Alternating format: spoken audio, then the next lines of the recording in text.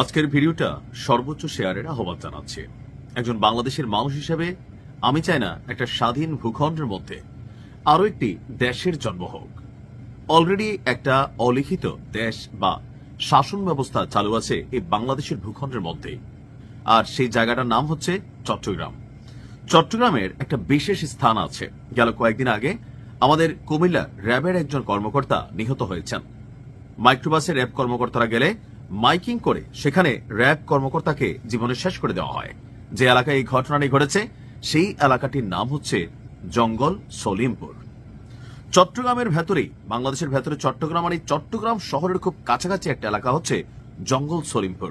স্বাধীন দেশের মধ্যে আরেকটা উত্তর কোরিয়া টাইপ রাষ্ট্র, ঢালে ঢালে পাহারা, আপনি চাইলেই সেখানে প্রবেশ করতে পারবেন না, রয়েছে বিভিন্ন ধরনের ঝামেলা। চট্টগ্রাম নগরের একবারে সন্নিকটে, তারপরেও আপনার এই ব্যাপারে এখন পর্যন্ত বড় ধরনের কোনো পদক্ষেপ নেওয়া হয়নি। এখানে ঢুকলেই বোঝা যায় যে এটা সাধারণ 5টি এলাকার মতো নয়। পরিচয় ছাড়া প্রথমত প্রবেশ নিষেধ, প্রবেশ মুখে লোহার গেট, পাহাড়ের ঢালে ঢালে আছে পাহারা, অচেনা কাউকে দেখলেই মুহূর্তে চারপাশ থেকে ভেসে আসে সতর্ক সংকেত। বিভিন্ন সূত্র বলছে এই জঙ্গল সলিমপুর 4 দশক ধরে ধীরে ধীরে গড়ে উঠেছে এটি অঘোষিত অধিকৃত রাষ্ট্র, যেখানে রাষ্ট্রের আইন নয়, চলে সন্ত্রাসী গোষ্ঠীদের নিজস্ব আইন। সীতাকুণ্ড উপজেলার সলিমপুর ইউনিয়নে অবস্থিত এই দুর্গম পাহাড়ি এলাকা ভৌগোলিকভাবে যতটা বিচ্ছিন্ন, অন্যদিকে অপরাধ কাঠামোতে ততটাই সুসংগঠিত। চট্টগ্রাম নগরের বাইজিদ বুস্তামি এলাকা থেকে মাত্র 2 কিলোমিটার দূরে এশিয়ান উইমেন ইউনিভার্সিটির বিপরীত লিংক রোডের উত্তর পাশে প্রায় 3100 সরকারি একর 3100 একর সরকারি খাস জমি নিয়ে বিস্তৃত জঙ্গল সলিমপুর। এর পূর্বে আছে হাটহাজারী, দক্ষিণে বাইজিদ থানা। জেলা প্রশাসনের হিসাব অনুযায়ী এই খাস জমির বাজার মূল্য প্রায় 30,000 কোটি টাকা। আর এই বিপুল সম্পদের দখল, বন্টন এবং বাণিজ্য ঘিরে গড়ে উঠেছে সশস্ত্র সন্ত্রাস, প্লট ব্যবসা এবং রক্তক্ষয়ী সংঘাত। 4 দশক ধরে পাহাড়ি সরকার যেটা সরকারি পাহাড় আছে, রাষ্ট্রের যে পাহাড় আছে সেটা কেটে এখানে গড়ে উঠেছে কয়েক হাজার অবৈধ বসতি। পাহাড় কাটা থামেনি কখনোই, বরং সময়ের সঙ্গে সঙ্গে তা হয়েছে আরো পরিকল্পিত এবং সুসংগঠিত।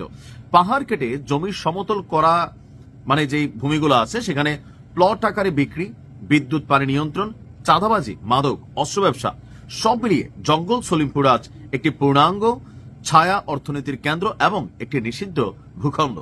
এই অর্থনীতিকে টিকিয়ে রাখতে গড়ে তোলা হয়েছে নিজস্ব সশস্ত্র বাহিনী। এলাকাটি সার্বক্ষণিক পাহারায় থাকে। পাহাড়ের উপর থেকে নজরদারি করা হয় প্রতিটি চলাচলের উপর। বাসিন্দাদের জন্য চালু করা হয়েছে পরিচয়পত্র ব্যবস্থা। বাহির থেকে কেউ এলে বাসিন্দাকে গেট পর্যন্ত এসে পরিচয় নিশ্চিত করে তাকে ভেতরে নিতে হয়।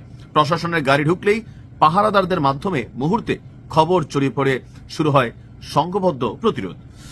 আর 2023 সালের 14 সেপ্টেম্বর পাহাড় থেকে অবৈধ স্থাপনা উচ্ছেদ শেষে ফেরার পথে জেলা প্রশাসনের নির্বাহী ম্যাজিস্ট্রেট মোহাম্মদ ওমর ফারুক সহ এখানে অন্তত 20 জনের উপর হামলার শিকার হয়।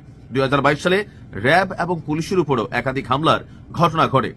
সর্বশেষ 19 জানুয়ারি অস্ত্র উদ্ধার এবং আসামি গ্রেপ্তারের অভিযানে জঙ্গল সলিমপুরে গিয়ে সন্ত্রাসীদের হামলায় র্যাব 7-এর ডিএডি আব্দুল মোতালেব নিহত হন এবং আরো অনেকেই আহত হন। বুঝতে পারছেন এলাকাটা কতটা সুসংগঠিত দখলে আছে। আমরা আশা করি রাষ্ট্রের সেনাবাহিনী কর্তৃক অথবা যেভাবেই হোক এই এলাকাকে পুনর্দখলে নিতে হবে রাষ্ট্রের আওতায়, কারণ এই ভূখণ্ডটা খাস জমি। এখন এখানে অনেক সিন্ডিকেট আছে, এটা এমনি এমনি গড়ে ওঠে নাই। আওয়ামী লীগ ছিল, বিএনপি ছিল, যারাই ক্ষমতায় ছিল 40 বছর যাবৎ রাজনৈতিক দলগুলোর ছত্রছায়ায় এই জঙ্গল সলিমপুর এখন ধরাছোঁয়ার বাইরে। এই সরকারেরও আসলে হয়তো ততটা ক্যাপাবিলিটি নাই। ভবিষ্যতে আমরা আশা করি যারাই আসবেন বাংলাদেশকে সন্ত্রাস মুক্ত রাখবেন। ভালো থাকুন। আসসালামু আলাইকুম।